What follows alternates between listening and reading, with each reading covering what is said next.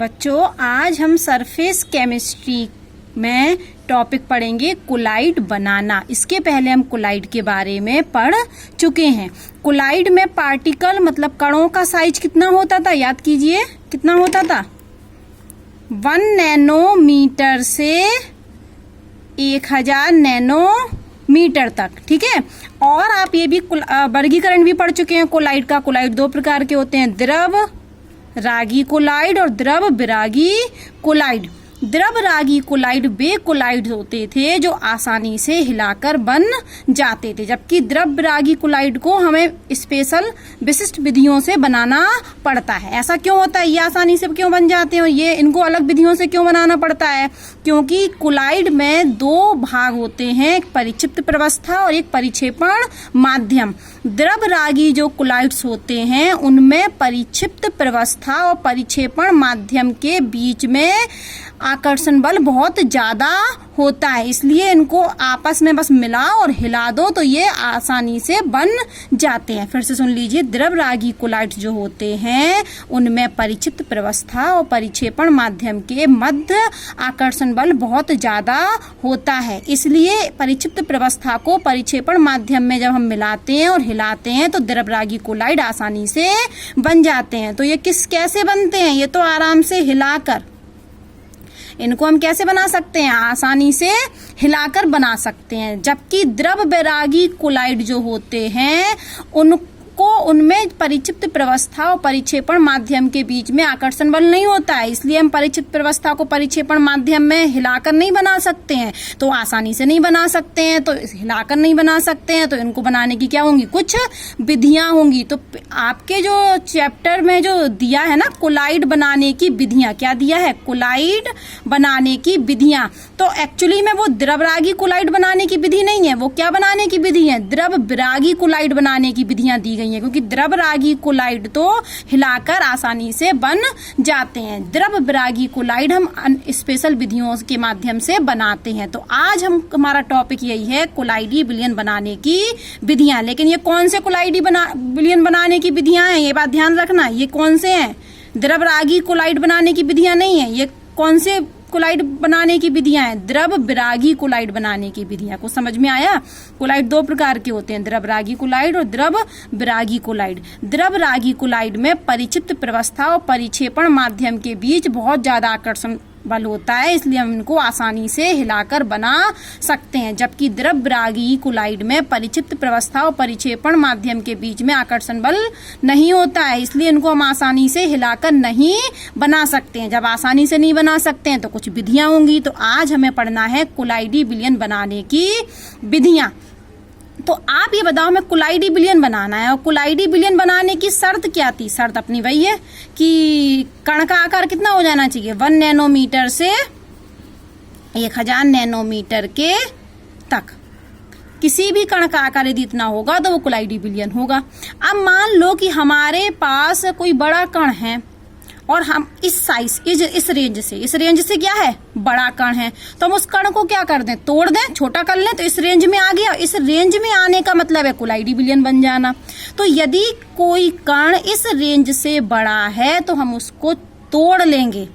और मान लिया कि कोई कण इस रेंज से क्या है, छोटा है, मतलब इधर है, छोटा है, तो हम उसको क्या करेंगे, जोड़ कर इस रेंज में ला देंगे। तो कोलाइडी विलयन में कणों का आकार इतना होता है, तो हमारा काम ये होता है कि हम कोलाइडी के जो कण हैं उनका साइज इतना कर दें। तो इतना करने के लिए, साइज इतना करने के लिए 2 मेथड होते हैं। या तो हम बड़ा कण होगा तो उसको तोड़ दें और छोटे कण होंगे तो उनको जोड़ दें। तो कोलाइडी विलयन बनाने की 2 विधियां होती हैं, परिक्षेपण विधियां और एक बोलते हैं संघनन विधि। कौन सी विधि? परिक्षेपण विधि और संघनन विधि। परिक्षेपण में क्या होता है? परिक्षेपण में होता है तोड़ना। यहाँ परिक्षेपण का अर्थ क्या है? तोड़ना। तो इसमें क्या होगा, एक बड़ा अणु होगा, मैक्रो मॉलिक्यूल्स होगा, जिसको हम तोड़ कर कितना साइज कर देंगे, इस रेंज के मध्य साइज कर देंगे। और संघनन का अर्थ क्या होता है? जोड़ना। तो इसका अर्थ, संघनन का अर्थ क्या है? जोड़ना। तो कोलाइडी विलयन जो बनाया जाता है वो 2 विधियों से बनाया जाता है, परिक्षेपण विधि से और संघनन विधि से। परिक्षेपण विधि में अणु टूटता है और संघनन विधि में अणु कण मतलब जुड़ते हैं। ठीक है, परिक्षेपण विधि तोड़ना है, इसके भी दो प्रकार हैं, विद्युतीय विघटन, विद्युत के द्वारा हम विघटन तोड़ दें, या पैप्टीकरण। और यहाँ पर संघनन विधि भी बहुत सारी प्रकार की होती है, लेकिन आपके सिलेबस में सिर्फ एक विधि दी गई है, रासायनिक विधियां। तो संघनन कर दें, जोड़ दें, किसके द्वारा? रासायनिक अभिक्रियाओं के द्वारा हम अणुओं को, कणों को जोड़ दें और कण का आकार कितना हो जाए, इस रेंज में हो जाए तो वो कोलाइडी विलयन बन जाता है। वापस सुन लीजिए, सबसे पहले तो हमने आपको कहा कि कोलाइड दो प्रकार के होते हैं, द्रवरागी और द्रव विरागी। तो द्रवरागी कोलाइड तो आसानी से बन जाते हैं, द्रव विरागी कोलाइड आसानी से नहीं बनते, इसलिए इनको बनाने की क्या है, विधियां हैं। तो दो विधियां हैं, परिक्षेपण विधि अर्थात तोड़कर बनाना और संघनन विधि अर्थात जोड़कर बनाना। तो परिक्षेपण विधि में दो प्रकार हैं, विद्युतीय विघटन या इसका नाम है ब्रेडिंग आर्क विधि या पैप्टीकरण। और संघनन में होते तो बहुत सारे हैं, लेकिन आपके सिलेबस में सिर्फ रासायनिक विधि दी है। रासायनिक विधि मतलब रासायनिक अभिक्रियाओं के द्वारा हम अणु का आकार इतना कर दें। अब रासायनिक अभिक्रिया, द्विक अपघटन, डबल अपघटन, दोहरा अपघटन या ऑक्सीकरण करके या अपचयन करके या जल अपघटन करके, तो ये चारों क्या है, रासायनिक अभिक्रियाएं। तो रासायनिक अभिक्रियाओं के द्वारा हम कोलाइडी आकार के कण बनाएंगे, कोलाइडी विलयन बनाएंगे। सबसे पहले हम विधि पढ़ रहे हैं, कौन सी विधि पढ़ रहे हैं, विद्युतीय विघटन या जिसको बोलते हैं ब्रेडिंग आर्क विधि। अब सबसे पहले तो सुन लीजिए कि इस विधि में कौन से सॉल बनते हैं, धातु के सॉल बनते हैं। यह विधि धातु के सॉल बनाने में उपयोग की जाती है। तो विद्युत आर्क जो विधि है आपकी, वो विधि किसके कोलाइडी विलयन बनाता है, धातु के कोलाइडी विलयन बनाता है। और कौन कौन से धातु के, गोल्ड, सिल्वर और प्लेटिनियम। तो विद्युतीय विघटन विधि के द्वारा हम गोल्ड, सिल्वर, प्लेटिनियम इन धातुओं के सॉल बनाते हैं। तो मैंने क्या बोला कि विद्युतीय विघटन के द्वारा हम धातु सॉल बनाते हैं, और धातु में भी किस किस के, गोल्ड, सिल्वर, प्लेटिनियम के सॉल बनाए जाते हैं। इसमें होता क्या है, एक हमने ये बर्तन लिया, इस बर्तन में यहाँ हमने ये क्या भर दिया, ये आइस भर दी। ये क्या भर दी, आइस। अब इसका भी कारण बता रहे हैं आइस क्यों भरी। और यहाँ पर हमने एक और बर्तन लिया जिसमें हमने क्या भर दिया, वाटर। क्या भर दिया, ये वाटर। और वाटर यहाँ पर काय की तरह काम कर रहा है, परिक्षेपण माध्यम की तरह। किसकी तरह काम कर रहा है वाटर, परिक्षेपण माध्यम की तरह। ये क्या है, परिक्षेपण माध्यम। ठीक है, तो यहाँ पर एक बर्तन में हमने ये बर्फ भर दी है, और इस बर्तन में क्या भरा है, जल, जो कि काय की तरह व्यवहार कर रहा है, परिक्षेपण माध्यम की तरह व्यवहार कर रहा है। यहाँ पर दो इलेक्ट्रोड लगाए हैं, और इन इलेक्ट्रोडों का संबंध हमने विद्युत से कर दिया। ये एक प्लस और एक माइनस, प्लस वाला एनोड, माइनस वाला कैथोड। जब हम विद्युत देंगे तो यहाँ पर क्या होगा, एक आर्क उत्पन्न होगी। आर्क मतलब चिंगारी उत्पन्न होगी, और चिंगारी उत्पन्न होने पर एक नियम और है, नोट सुन लीजिए। हम जिस धातु का सॉल बना रहे हैं, अगर हम गोल्ड का सॉल बनाना चाह रहे हैं तो हमको यहाँ इलेक्ट्रोड गोल्ड के लेने पड़ेंगे। यदि हम सिल्वर का सॉल बना रहे हैं तो ये इलेक्ट्रोड हम किसके लेंगे, सिल्वर के। अगर प्लेटिनियम का सॉल बना रहे हैं तो हम ये इलेक्ट्रोड क्या लेंगे, प्लेटिनियम के। तो नियम क्या है कि विद्युतीय विघटन में हम जिस धातु का सॉल बना रहे होते हैं उसी का इलेक्ट्रोड लेते हैं। अब मान लेते हैं कि हम गोल्ड का सॉल बना रहे हैं, ठीक है, तो हमने यहाँ पर ये दोनों इलेक्ट्रोड किसके लिए, गोल्ड के इलेक्ट्रोड लिए, और इनको क्या किया, वाटर में डाल दिया, और बस विद्युत हाई वोल्टेज दिया। इसका संपर्क किससे कर दिया, हाई वोल्टेज से। हाई वोल्टेज देने पर यहाँ पर आर्क उत्पन्न हुआ। आर्क मतलब चिंगारी। चिंगारी उत्पन्न होने से क्या होगा कि यहाँ पर ये जो गोल्ड है, ये बड़ा अणु मान सकते गोल्ड का, ये छोटे छोटे विद्युत से क्या होगा, चिंगारी से आगे से ये गोल्ड क्या होगा, छोटे छोटे अणुओं में टूटने लगेगा। अब ये टूटने लगेगा और यहाँ पर चिंगारी भी है, तो इस ये गोल्ड क्या होगा, बाष्पीकरण होने लगेगा। तो बाष्पीकरण होगा तो हमें क्या फायदा, हमको तो गोल्ड का सोल चाहिए ना। तो यहाँ पर क्या भर दी है, ये आइस भर दी है, और बर्फ क्या करेगा, इस गोल्ड का बाष्पीकरण होने से रोकेगा, जिससे ये अणु का क्या रहेंगे, बाष्पीकरण नहीं हो पाएगा। ठीक है। जैसे ये जा रहे थे चिंगारी की वजह से इन गोल्ड का क्या होने लगा था, बाष्पीकरण। चिंगारी उत्पन्न हुई, आर्क उत्पन्न हुई, तो इन गोल्ड का क्या होने लगा, बाष्पीकरण होने लगा। लेकिन बर्फ ने क्या किया, बर्फ ने इस बाष्पीकरण को रोक दिया और गोल्ड के अणु वापस क्या हो गए, संघनित हो गए। और अब ये जो संघनित हुए तो ये हमें किस आकार के मिले हैं, 1 नैनोमीटर से 1000 नैनोमीटर के, मतलब कोलाइडी आकार के कण मिले हैं। और बात सुन लीजिए, इस विधि में हम एक विद्युत अपघट भी डालते हैं। क्या डालते हैं, एक विद्युत अपघट। कौन सा विद्युत अपघट, विद्युत अपघट KOH। अच्छा, आप पहले से एक बात हम और बता दें आपको कि जो द्रव विरागी कोलाइड होते हैं वो ज्यादा स्टेबल नहीं होते हैं, स्थायी नहीं होते हैं। हम द्रव विरागी कोलाइड ही तो बना रहे हैं, और द्रव विरागी कोलाइड क्या होते हैं, स्थायी नहीं होते हैं। अब मान लिया कि यहाँ पर ये जो गोल्ड था और आर्क के द्वारा ये छोटे छोटे कणों में टूटा और टूटकर बाष्पीकरण हो रहा था, लेकिन बर्फ ने बाष्पीकरण को वापस बाष्पीकरण नहीं होने दिया और संघनित कर दिया, छोटे छोटे हमें गोल्ड के अणु मिल गए। लेकिन ये वापस भी तो जुड़ सकते हैं ना, क्योंकि ये स्थायी नहीं होता ना द्रव विरागी कोलाइड्स, तो ये वापस भी जुड़ सकते हैं। तो हम क्या करेंगे कि इसको स्थायी बनाने के लिए इधर एक विद्युत अपघट डालेंगे, और वो विद्युत अपघट क्या डालेंगे, KOH।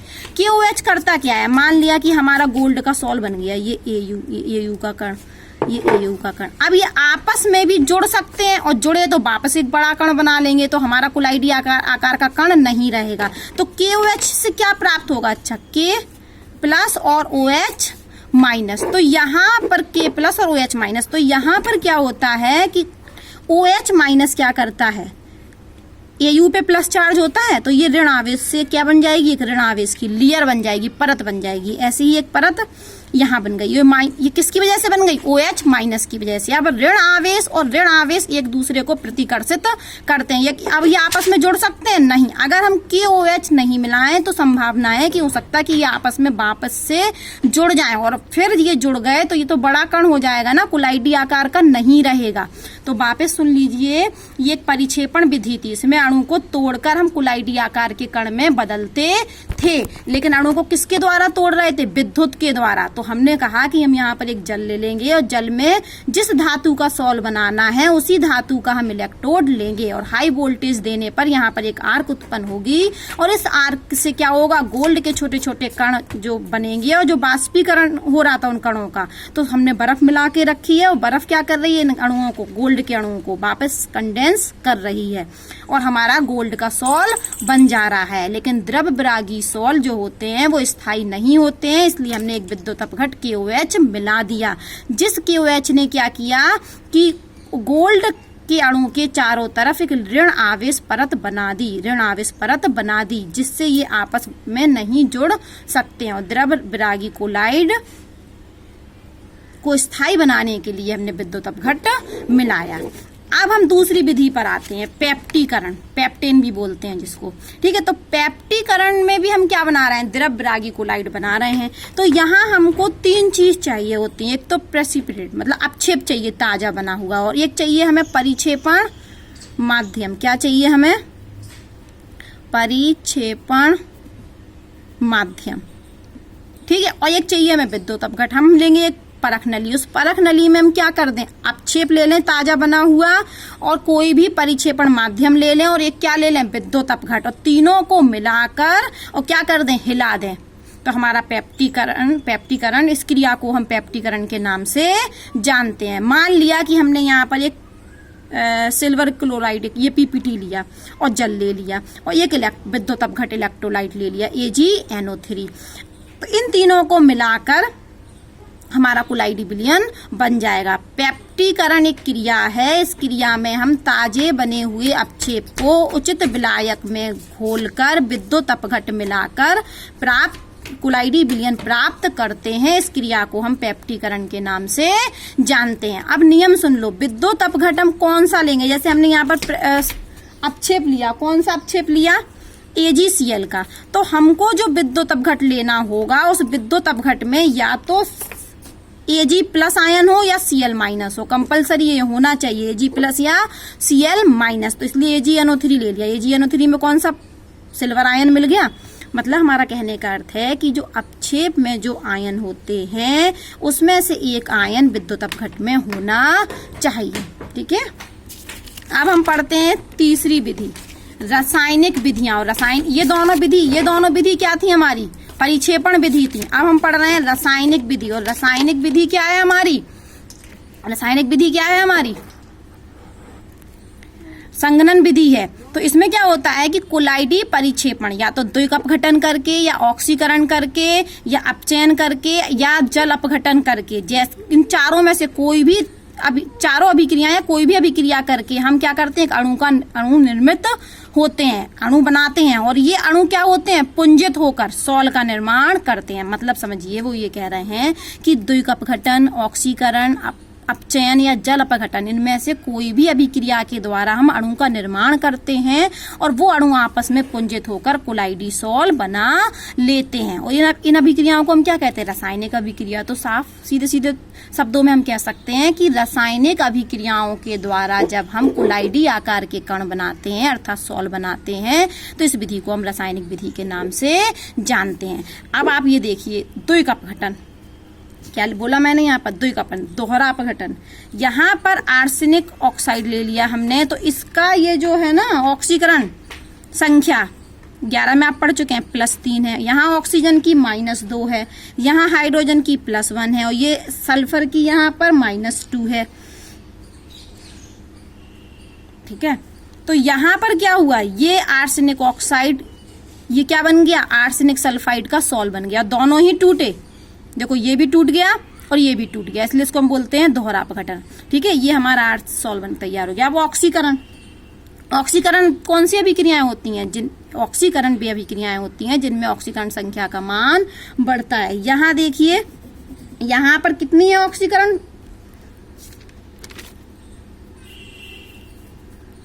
इसकी ऑक्सीकरण संख्या निकालिए। यहाँ तो 0 है, यहाँ 0 है और यहाँ कितनी आएगी, यहाँ निकालते हैं -2। तो यहाँ सल्फर की -2 है और यहाँ सल्फर की कितनी है, 0। तो ये क्या हो रहा है, ऑक्सीकरण संख्या -2 से 0 हो रही है, बढ़ रही है ना। तो ऑक्सीकरण के द्वारा हमारा क्या बन गया, कोलाइडीसॉल बन गया। अपचयन, यहाँ पर हमने कोई एक गोल्ड का साल्ट ले लिया और इसकी अभिक्रिया फॉर्मेल्डिहाइड से करा दी, तो ये हमारा क्या बन गया, गोल्ड का सॉल बन गया। यहाँ पर ऑक्सीकरण संख्या 0 है और जबकि यहाँ पर ऑक्सीकरण संख्या होगी इसकी +3। अब हमने अपचयन के द्वारा कोलाइडीसॉल बना लिया।